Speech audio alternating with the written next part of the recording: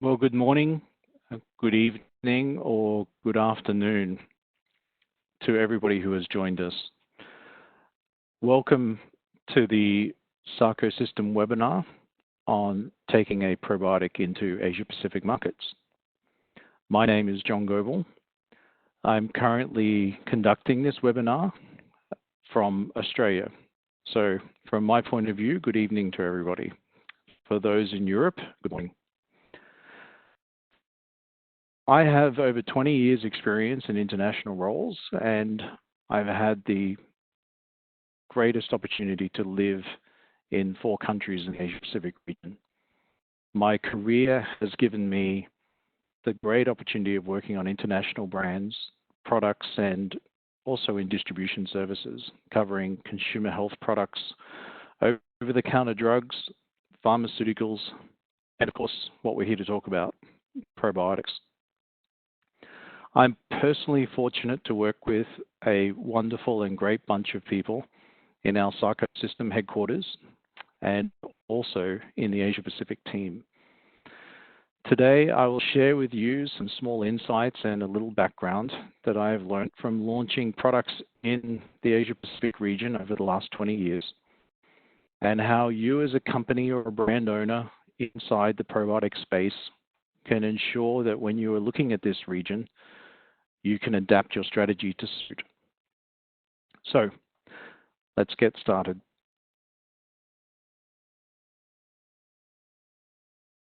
Firstly, let's just take a minute and allow me to introduce to you the Sarco System.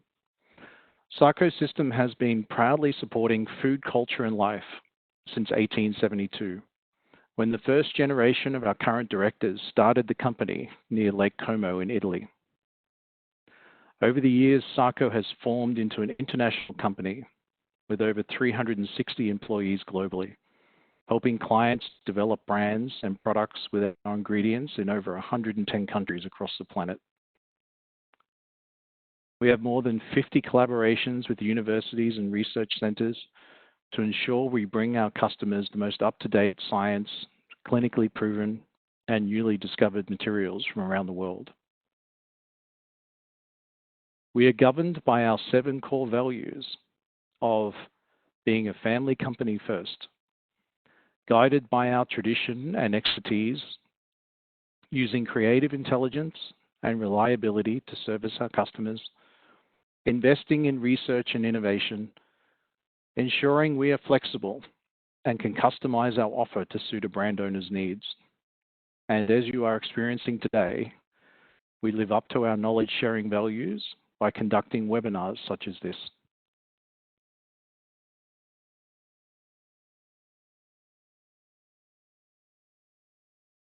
So, entering APEC markets, allow me to give you a small taste in the coming slides of the Asia Pacific markets. For the purpose of this webinar, we'll be focusing on probiotics and particularly discussing probiotics in the health and nutrition space.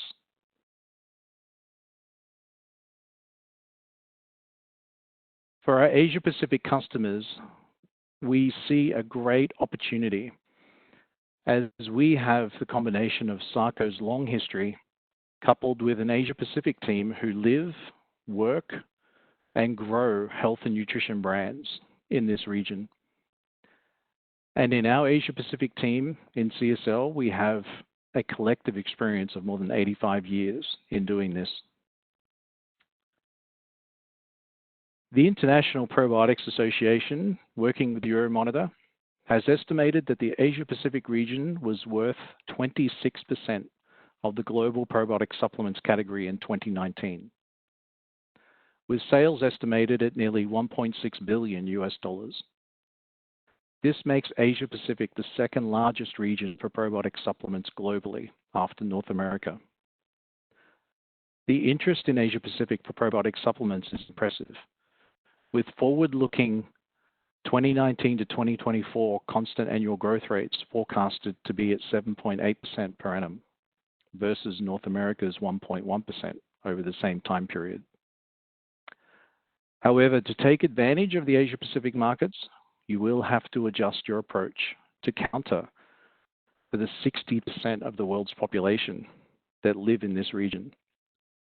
You see, Asia Pacific is home to 4.3 billion people. Unlike North America, who is home to 579 million people. Asia Pacific is a region full of diversity, and because of this, your probiotic entry strategy will require flexibility. So when you're considering entering these markets, your first consideration is to have the right team with local market knowledge supporting you and your corporate ambitions.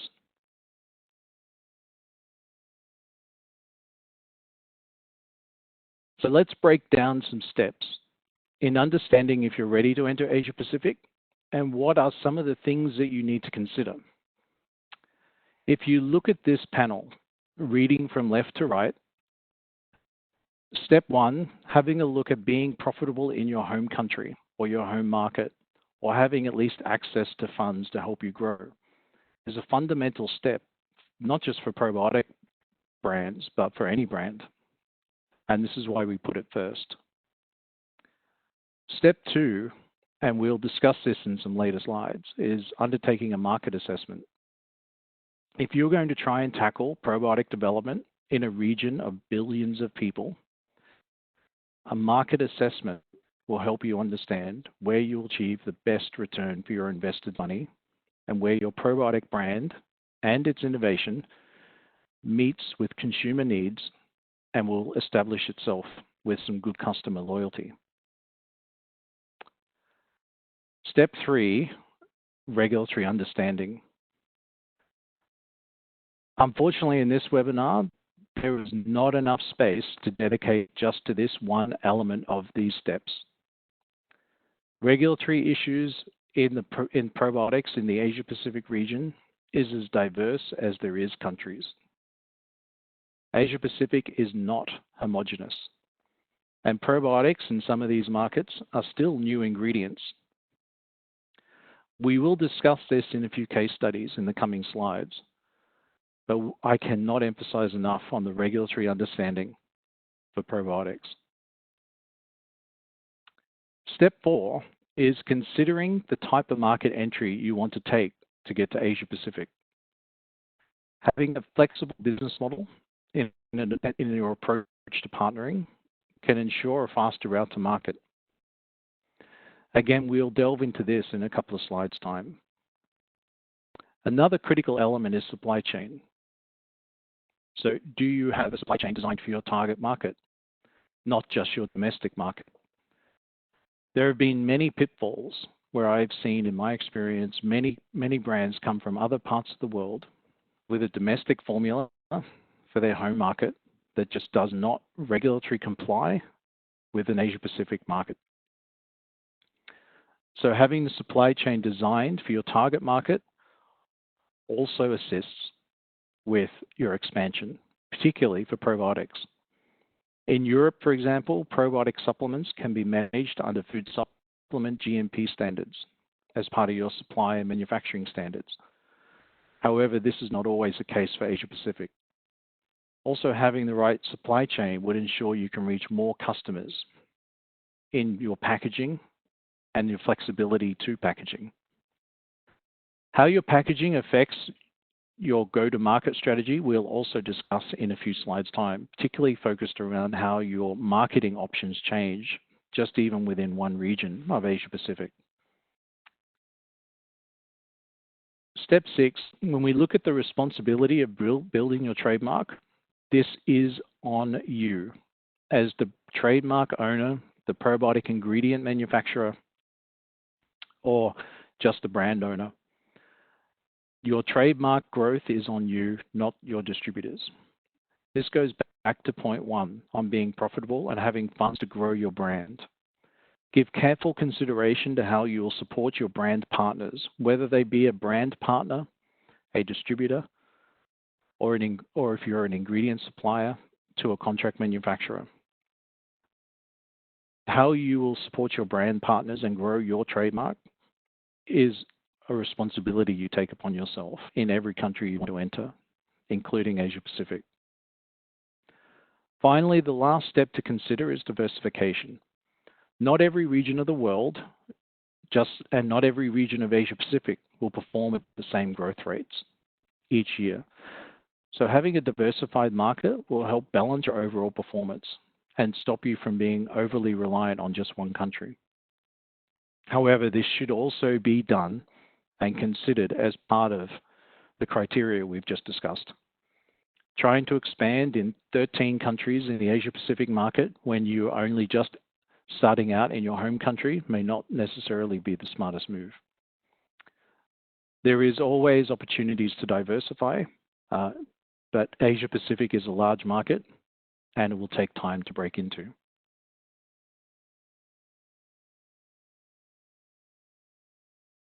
So let's look at a little bit on market assessment. What is the real thing that we're trying to establish when we look at market assessment? You want to learn, and you need to learn first that the Asia Pacific markets are united by differences. So the real outcome is to establish where your probiotic can enter fast and support a consumer need, as these two elements will help speed to market and long-term sales, which we're all happy to have. The market assessment can also help you realize that sometimes your opportunities are not always just based on the size of the people in the country. Small countries like Australia, for example, have 25 million people, which is about the size of the population of one city of China. Of course, China having 1.4 billion people can look like a bigger opportunity. However, let's look at an example of a probiotic brand with a focus on irritable bowel syndrome and celiac or gluten intolerance. If you were to look at Australia, FMCG companies or fast-moving consumer good industry reports estimate that up to 6 million people in Australia follow a gluten-free diet, with a little over 800,000 confirmed cases of celiac disease in the country. Now, in comparison to China, celiac disease and gluten intolerance is still considered an emerging disease. Many distributors, healthcare practitioners, and consumers are not aware of the issue, and information about gluten intolerance and celiac disease can be quite low in China. So under market assessment, this will tell you that as the probiotic owner of a brand with gluten intolerance or celiac disease as a focus, there's going to be potentially some wider consumer awareness in Australia than there is in China. This ultimately makes your job easier in market expansion. You would find more interested distributors in Australia potentially. Your consumers in Australia would already understand how your product can help them, which actually helps your marketing spend become a little lesser. And it also increases your speed to success. So elements of market assessment help you understand the eccentricities of different countries across the region.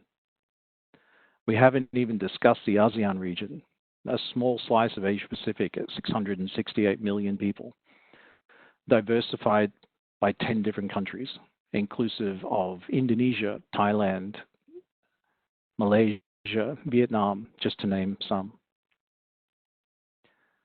Even Malaysia by itself, three different languages to market a product in, out of English, Malay, and Chinese.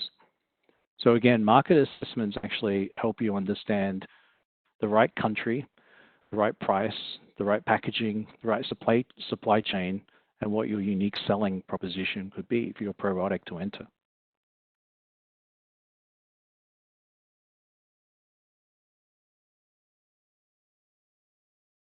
As I've mentioned before, Asia Pacific is united by differences. On this slide, I'll share with you some key elements of the differences that you as a probiotic owner or probiotic brand need to consider as just we take a small cross-section of Asia Pacific, just these 9 countries to understand where some of the differences exist. Now, as this webinar will be available for download, you can read all the elements on this slide. And for the purpose of our discussion now, let's just explore 5 of these countries. So we'll just delve in a little bit deeper into Australia, Indonesia, China, Thailand, and New Zealand. Australia is a good market. It's estimated to be worth around 100 million euros in sales in pharmacy channel for probiotic supplements. Again, market assessments and the diversities that Asia Pacific throws at probiotic owners. The Australian market requires supplements to be listed as medicine and made under Australia's Therapeutic Good Administration guidelines, which is different to European food supplement GMP, and they do not align. This will mean for some European brand owners for probiotics, you may need to find an Australian manufacturer for your product before you can consider launching in the country.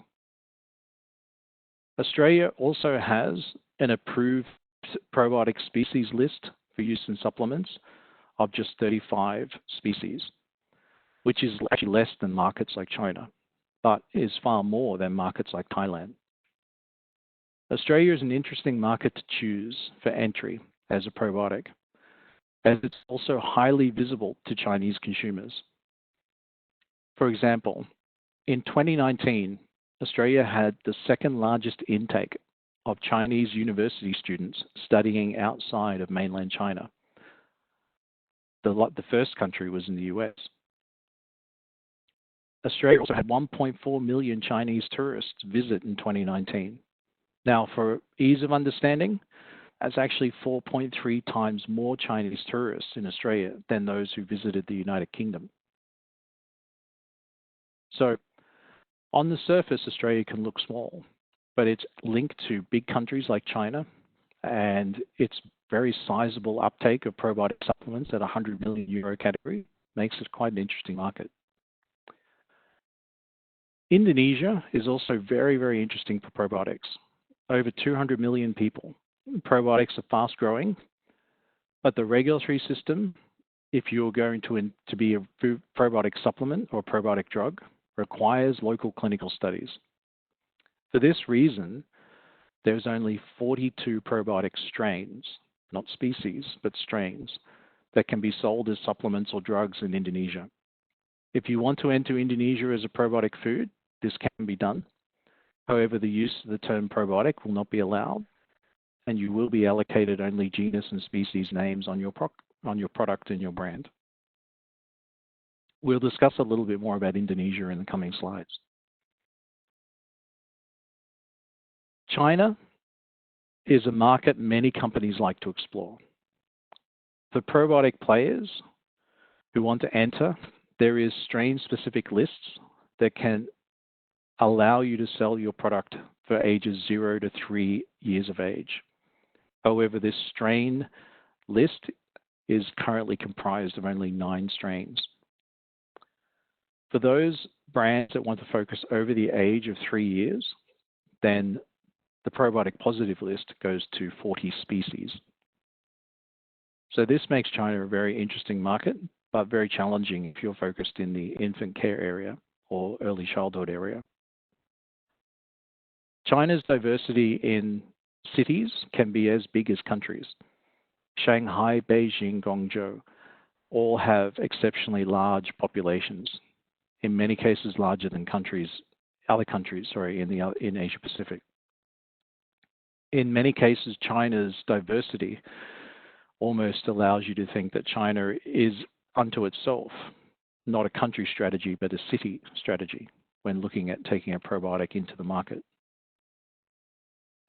China is also the world's largest e-commerce market.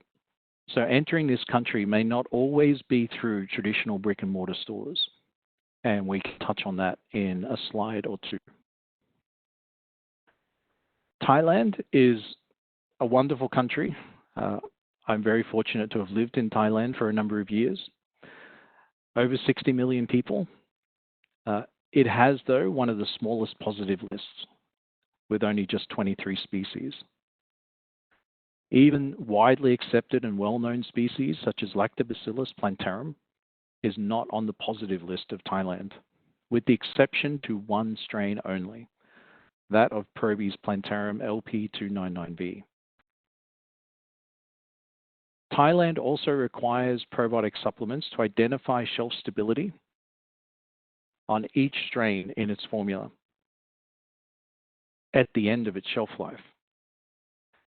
So if you have a 5-strain probiotic supplement and you state a CFU count on your label for each strain, then from the Thai FDA's perspective, you need to prove this at the end of the product shelf life, each strain, each CFU count.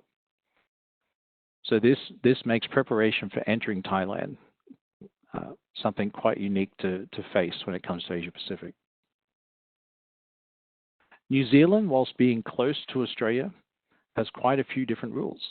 Its probiotic positive list is quite extensive, if not one of the most extensive in the region. It recognizes EU food supplement GMP manufacturing, and it shares food standards guidelines with Australia. This country is small, but it has quite an interesting market for probiotics.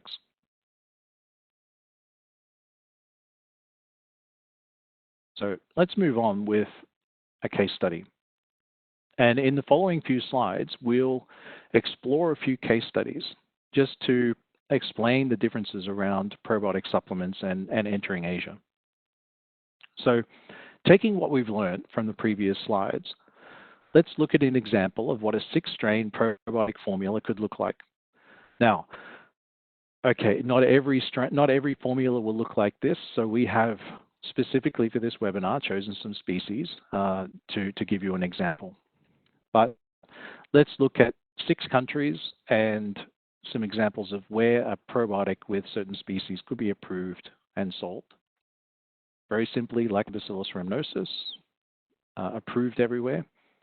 Bifidobacterium infantis, Lactobacillus plantarum, Bacillus coagulans, Lactobacillus helveticus, and Streptococcus salivarius.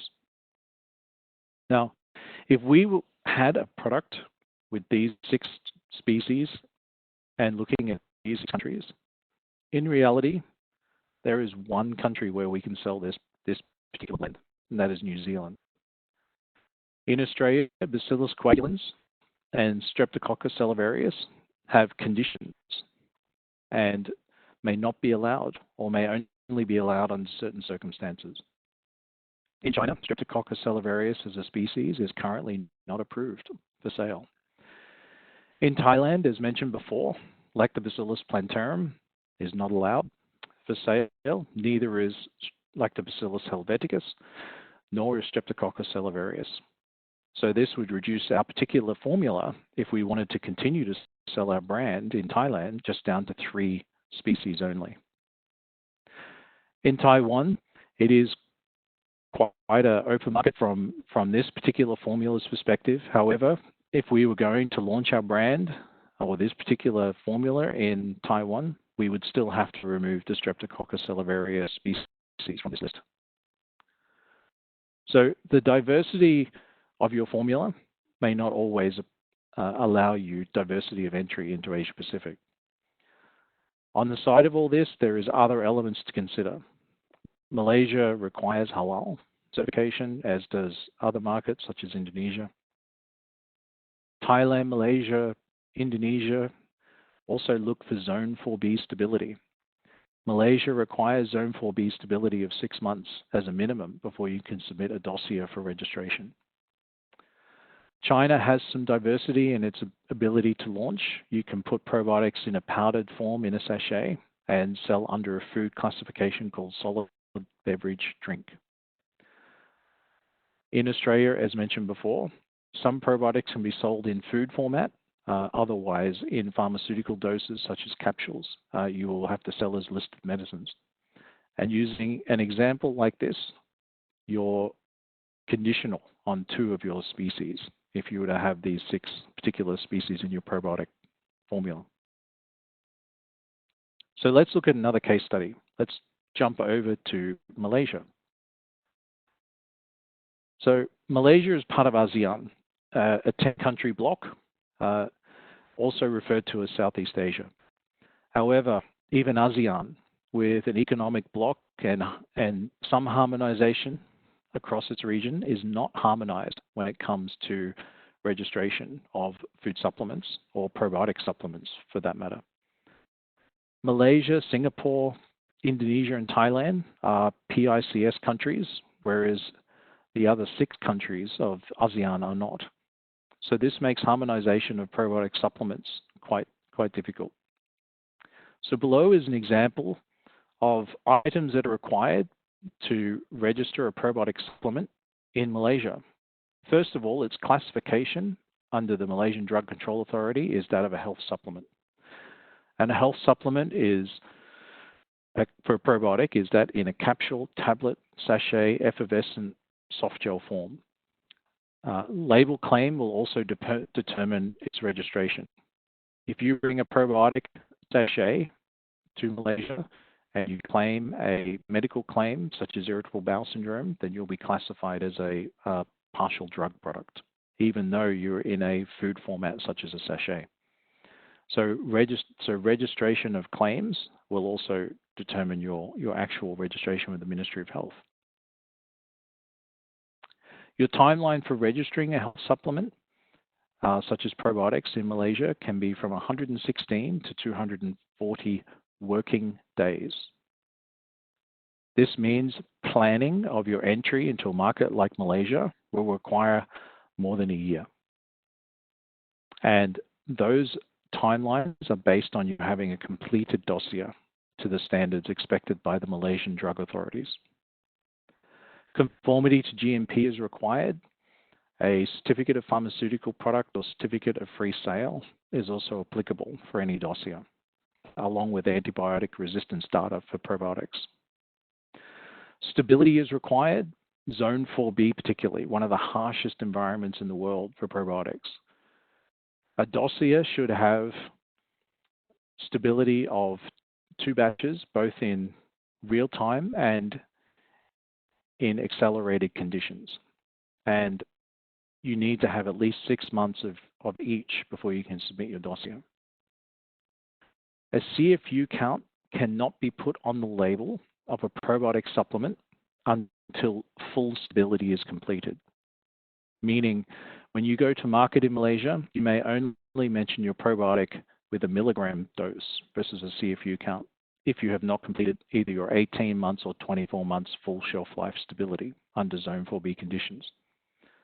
So again, Malaysia poses a very different market compared to some other markets in the Asia Pacific region, and is even different again than its neighboring country of Singapore. So let's move on to another case study, again staying inside the ASEAN region, looking at Indonesia. As mentioned before, Indonesia is large, but it's complex. In this case study, we share with you an example of the probiotic positive list. This is 42 strains approved in the Indonesian BPOM, as it's called, for use in drugs and food supplements. If you are a probiotic ingredient owner intending to sell in Indonesia for supplements, you will need to undertake a local clinical study. If you're a probiotic ingredient owner and you wish to sell it as food, this can be done in food sachet form, but you're going to be using no probiotic words, and you'll be restricted to referencing your lactobacillus or your bifidobacterium genus and species only. So depending on your long-term plans and your ability to want to focus on a 200 million strong population, then entering with a local clinical study could seem appropriate for you for Asia Pacific, for Indonesia, as part of your Asia Pacific strategy. If it's not, then you may need to look at a few other countries.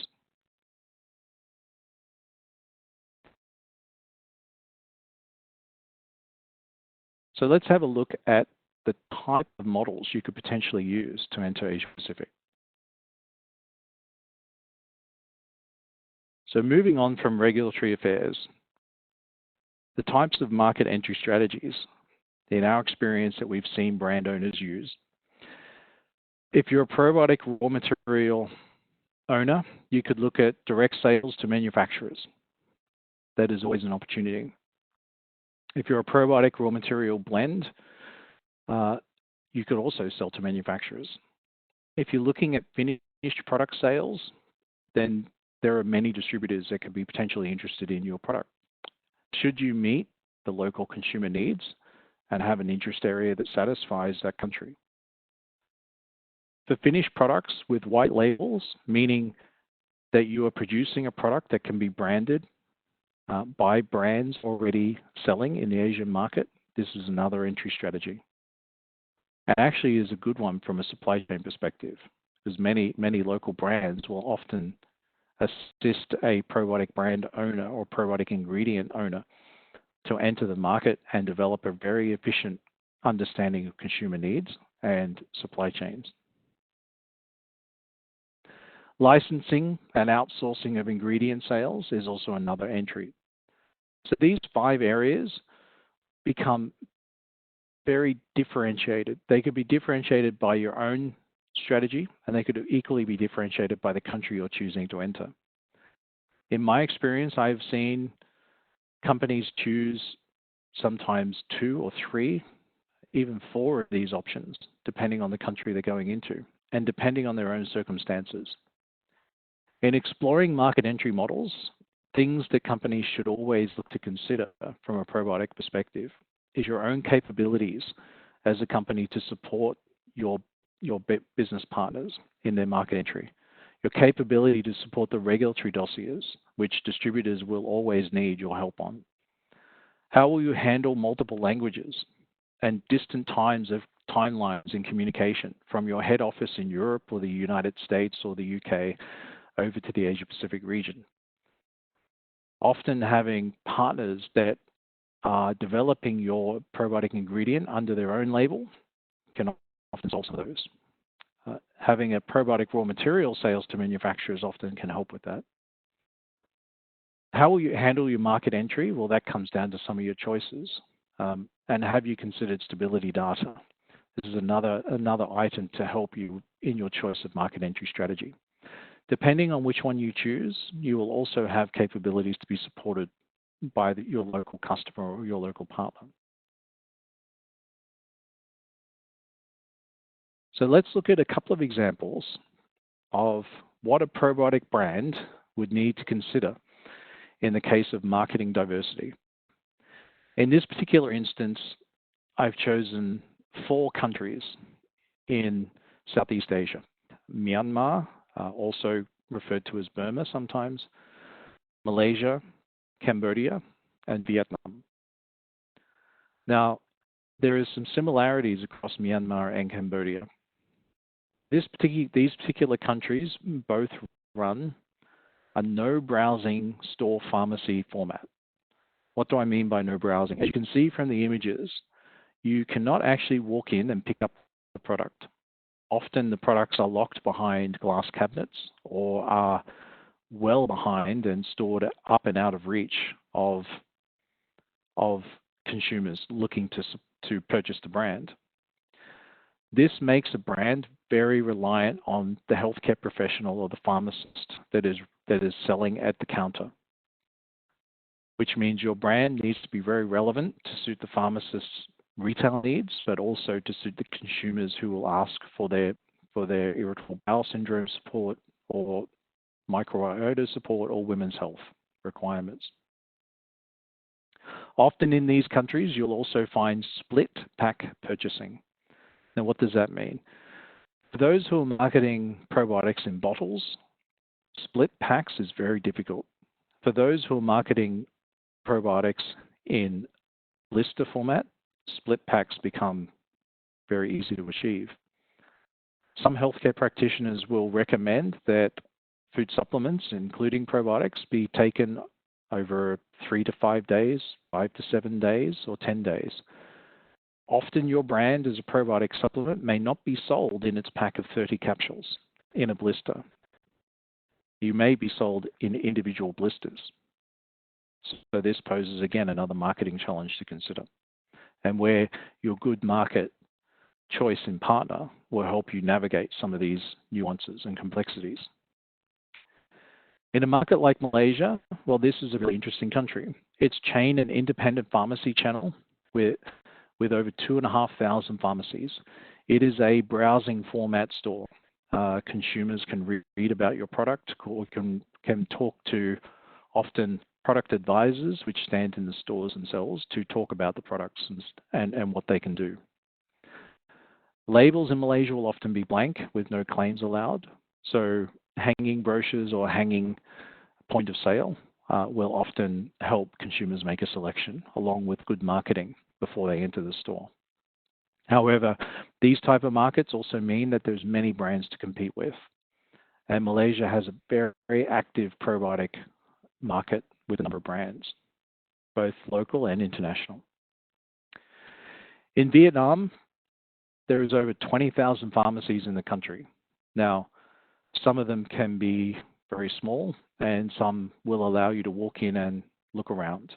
However, most are also similar to Malaysia and Myanmar and Cambodia, with a no browsing store format. And as you can see from the image, consumers will often pull up beside the pharmacy and shop from their motorcycle. In several years of living in Vietnam, I also witnessed many times motorcycles pulling up without even getting off or turning the engine off, and handing over their prescription or asking the pharmacist for what they need, and then driving off. So the ability to influence a consumer who does not even turn off their engine to buy your probiotic brand will be one of the most interesting challenges you'll find in some of the Asia Pacific markets. So moving on to our last case study, let's have a look at China. So China, again, moving away from just traditional bricks and mortar, China developed a very interesting market in cross-border e-commerce. It is a new e-commerce model which has emerged in recent years that many probiotic brands globally have taken advantage of. Very well-known brands such as Culturelle from the United States, LifeSpace from Australia, all of these have used as well cross-border e-commerce platforms to enter China prior to actually entering bricks and mortar stores. So cross-border e-commerce actually started under a new channel marketing law in 2010 and became quite powerful with the extension of free trade zones in 2014.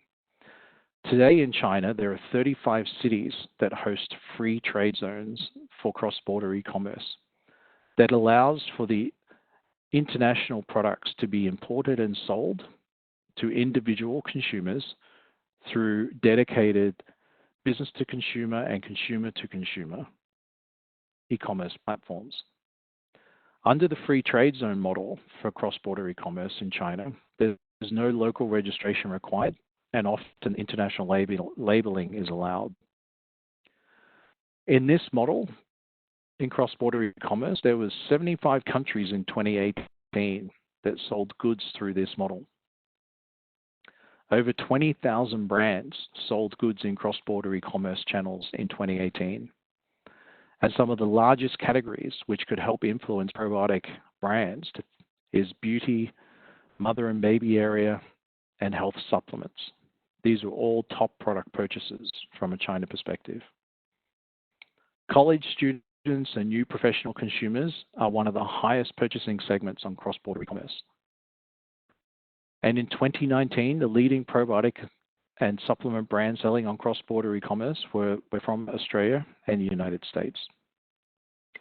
It is estimated there is close to 88 million consumers that will regularly look at cross-border e-commerce brands, as they are accepted as being internationally representative, and often it is seen as unique because they cannot find some of these brands in brick and mortar stores.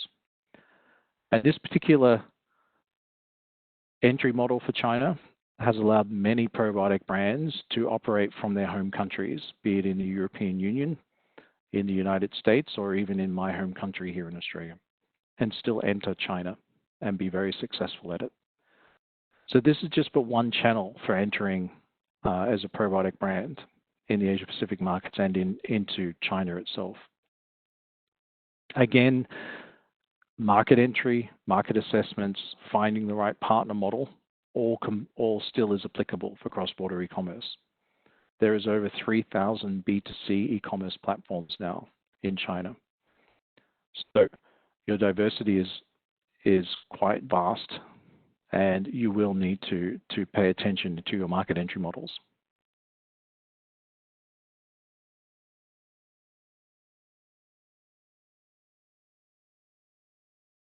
Okay. So in our experience, we can define several key success factors in the Asia Pacific markets. Having the right team with local market knowledge supporting you. As we mentioned before, conducting clear market analysis on your country, your price, your packaging, your supply chain, and your unique selling proposition for your probiotic brand is something which is essential. Be aware that regulatory roadblocks can have a big impact on your timeline. So involve market regulatory experts early and from the start, because the opportunity lost is basically irreplaceable time. Base your decisions on real first-hand insights. This is not a spectator sport. Probiotics in Asia Pacific is guaranteed a one thing, being different. Every country will be different. There will not be harmonization. Get yourself good consumer and channel insights and use a partner with trusted experience. Take channel economics into account and carefully consider that the allocation of resources from your home country will also dictate how fast or slow you can go, including how many countries you can support versus your available advertising and promotion support money that your distributors will ask you to help with. Remember, it is always your responsibility to build a trademark.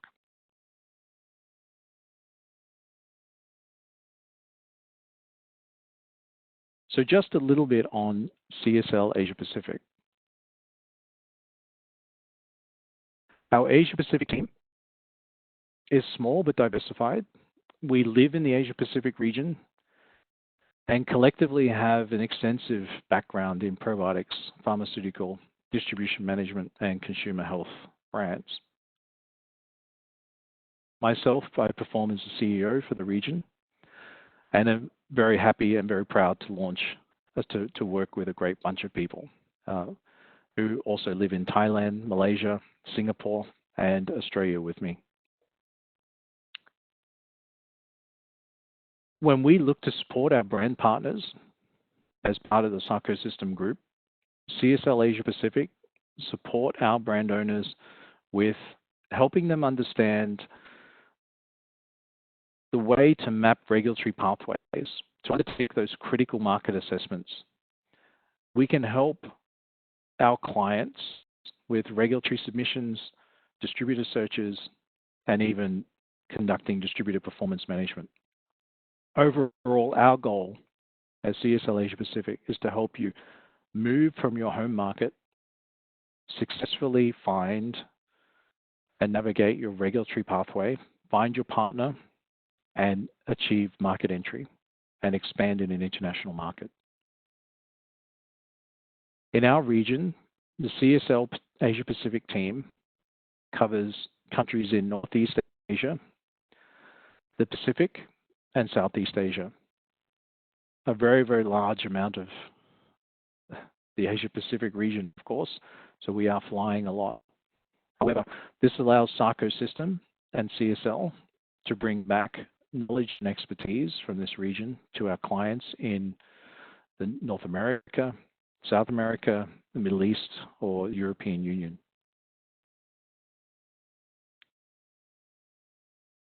So lastly,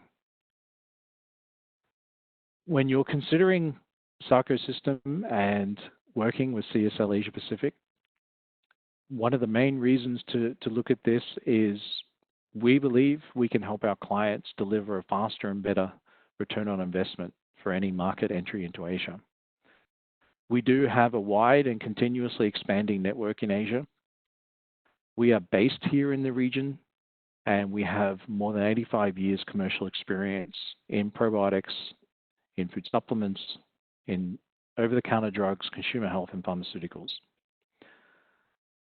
This experience in the region, I believe, allows us to be best suited to make you ready to go, to introduce you to vetted and well-briefed distributors or potential brand partners, whether it be for your probiotic brand, your probiotic ingredient, or your white label solutions. With the experience that our team has, we drastically increase the speed to market for your product and your brand, and we help increase the accuracy of your partner search as well. So this brings to the conclusion our webinar on entering Asia Pacific markets with probiotics. What I'd like to do now is just pause and ask if there's any questions from the audience which is listening.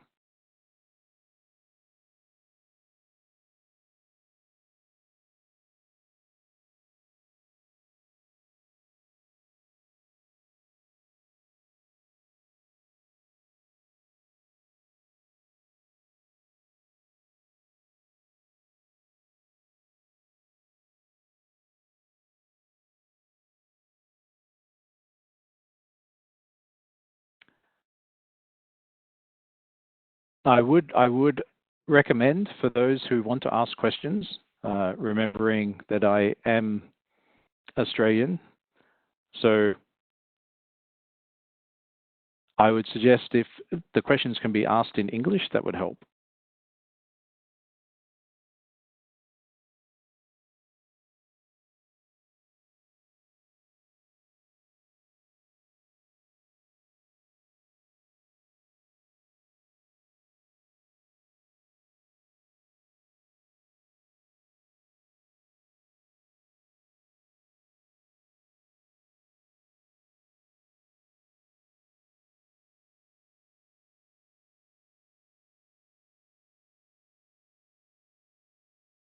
Okay, we have a question that's just come through with regards to the Australian market and the TGA manufacturing.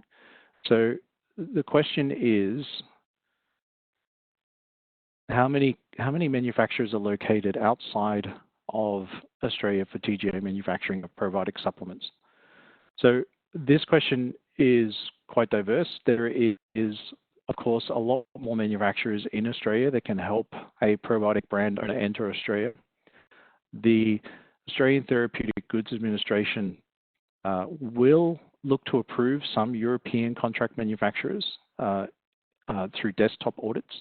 However, at the moment, we are not aware of a large number of manufacturers in Europe which have TGA manufacturing.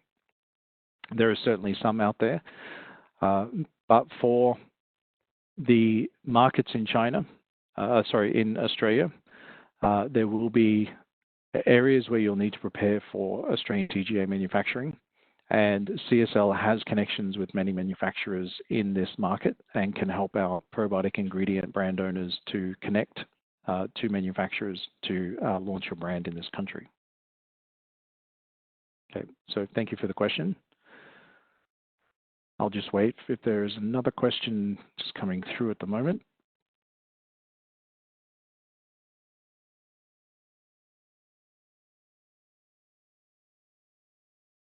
Okay, I've just received a question with regards to Thailand and the number of probiotic species sold in Thailand and how easy is it to increase the number of probiotic species. So I've actually had some experience in increasing the number of probiotic species in Thailand before. This can be a process which is quite long. For brand owners of new probiotic ingredients, where a species like Lactobacillus plantarum or Lactobacillus helveticus is not currently listed in the Thailand FDA, in my experience, a listing of a new species can take up to 1 to 1.5 years. Now, once the listing has taken place, this can then take a further 1 to 1.5 years to list the finished product. So for market entry into Thailand, brand owners should be considering a timeline that is substantial, 2.5 to 3 years. Thank you for that question.